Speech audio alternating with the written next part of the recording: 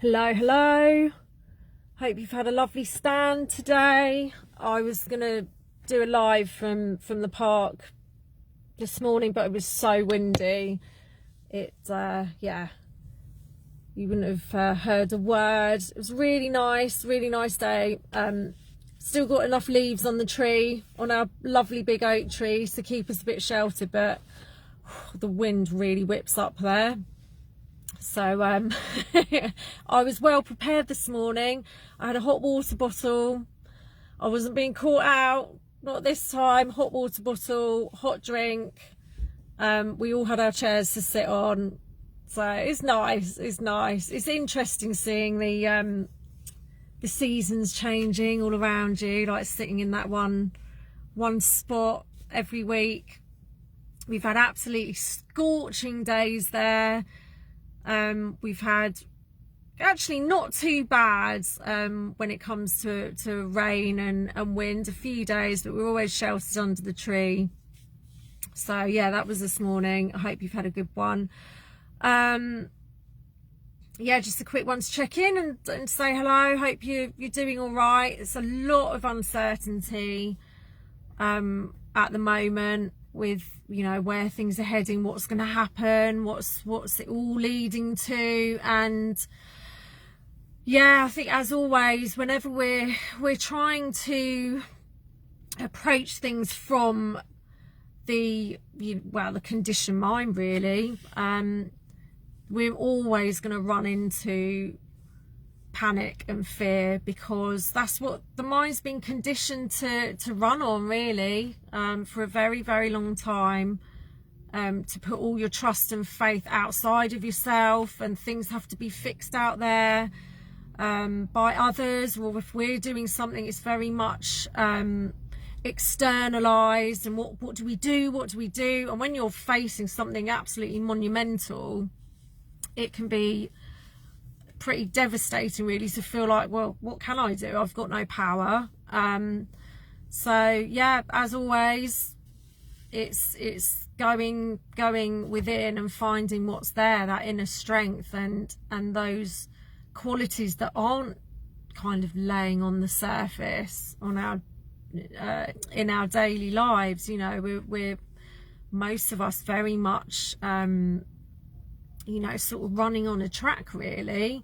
Don't have time to even stop and think half the time, and everything's very reactive to outside circumstances. And so yeah, if we're looking to kind of fix things from that perspective, it's not going to work. And that's when you see all the panic and the fear, and we hate uncertainty. That's the thing. We've been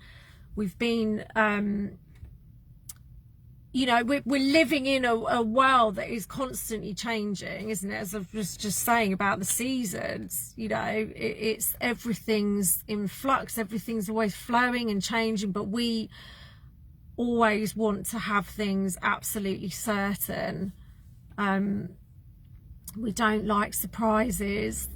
We want to know exactly how things are going to be, and we're obviously facing so many massive changes. It just throws everything up in the air. And so yeah, you get that panic and fear, and people not really knowing what to do. So I think in that case, all we really can do is quieten down, go inside and get connected to that bigger part of us, the higher self, whatever it is you want to call it, that is beyond our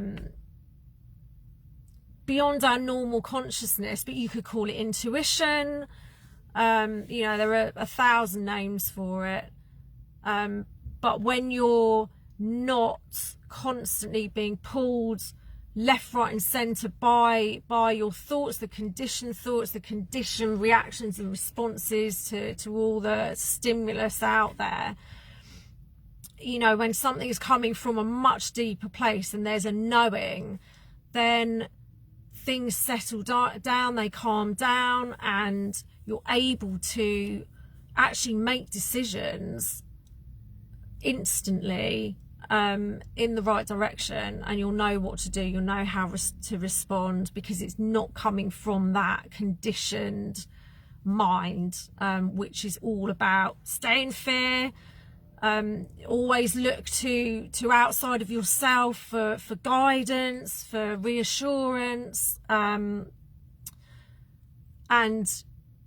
you're not really taking that responsibility on a, you know, and this is on a very deep level of self-responsibility, where it is it's entirely coming from within. And with that comes that feeling of safety and security that we're looking for outside there, but you're never going to get it from out there. That's the thing. And so the cycle of suffering goes on and on and on, because it's the definition of insanity, isn't it? Keep doing the same thing, expecting a different result.